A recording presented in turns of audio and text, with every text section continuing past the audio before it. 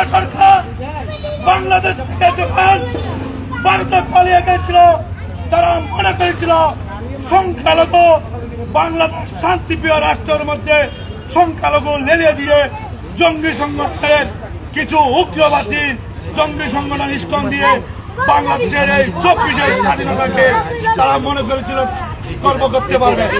বাংলাদেশের জনগণ এটা বুঝতে পেরে গতকালকে রাষ্ট্রদ্রোহী মামলায় তাকে গ্রেপ্তার করেছে।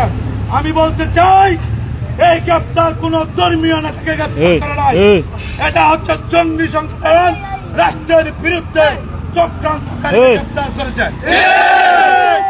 বাংলাদেশের বর্তমান সরকার এখানে শান্তিপূর্ণভাবে দেশের শৃঙ্খলা ফিরিয়ে আনার জন্য চেষ্টা করতেছে, সেইখানে এই জঙ্গি সংগঠন দেশকে একটা সাম্প্রদায়িক উস্কানি দেওয়ার চেষ্টা করতেছে।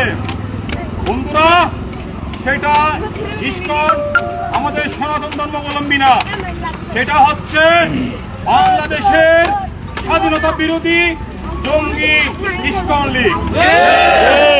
সংগঠন ইস্কন লীগকে বাংলাদেশ থেকে জঙ্গি তকমা দিয়ে নিষিদ্ধ করার জন্য প্রশাসনের প্রতি জোর দাবি জানাচ্ছি।